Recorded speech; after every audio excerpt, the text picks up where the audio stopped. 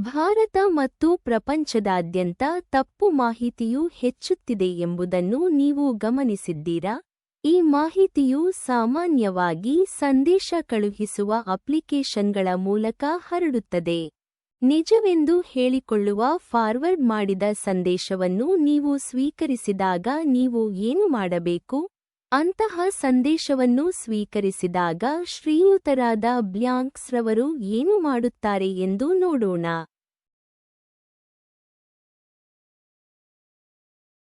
ಭಾರತ ಮತ್ತು ಪ್ರಪಂಚದಾದ್ಯಂತ ತಪ್ಪು ಮಾಹಿತಿಯು ಹೆಚ್ಚುತ್ತಿದೆ ಎಂಬುದನ್ನು ನೀವು ಗಮನಿಸಿದ್ದೀರಾ? ಈ ಮಾಹಿತಿಯು ಸಾಮಾನ್ಯವಾಗಿ ಸಂದೇಶ ಕಳುಹಿಸುವ ಅಪ್ಲಿಕೇಶನ್ಗಳ ಮೂಲಕ ಹರಡುತ್ತದೆ.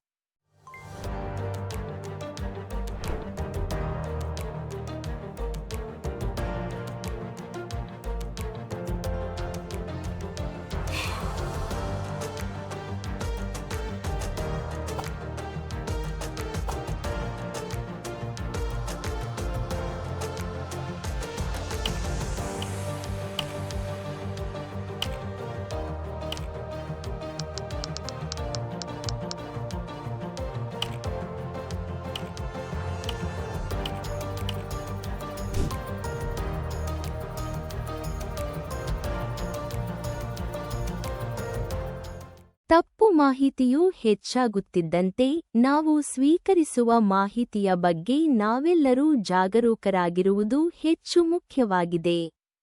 ಶ್ರೀಯುತ ಬ್ಲ್ಯಾಂಕ್ಸ್ ಅವರು ಎರಡನೇ ಬಾರಿಗೆ ಏನು ಮಾಡಿದರು? ಅವರು ಈ ಸರಳ ಪರಿಶೀಲನಾ ಪಟ್ಟಿಯನ್ನು ಅನುಸರಿಸಿದರು. ಅವರು ತಮ್ಮ ಭಾವನೆಗಳನ್ನು ಪರಿಶೀಲಿಸಿದರು, ಅವರು ತಾರ್ಕಿಕವಾಗಿ ಯೋಚಿಸಿದರು, ಅವರು ಸುದ್ದಿ ಮೂಲಗಳನ್ನು ಪರಿಶೀಲಿಸಿದರು, ಮಾಹಿತಿಯನ್ನು ರವಾನಿಸಲಿಲ್ಲ, ಮತ್ತು ಅವರು ಅದನ್ನು ಕಳುಹಿಸಿದ ಜನರಿಗೆ ಅದನ್ನು ವರದಿ ಮಾಡಿದರು. ತಪ್ಪು ಮಾಹಿತಿಯ ಸರಪಳಿಯನ್ನು ಮುರಿಯುವ ಜವಾಬ್ದಾರಿಯನ್ನು ನಾವೆಲ್ಲರೂ ತೆಗೆದುಕೊಳ್ಳೋಣ. ಮತ್ತು ಈ ಕುರಿತು ಹೆಚ್ಚಿನ ಡಿಜಿಟಲ್ ಸುರಕ್ಷತಾ ಸಲಹೆಗಳಿಗಾಗಿ imdigitalnagrik.org ಅನ್ನು ಭೇಟಿ ನೀಡಿ.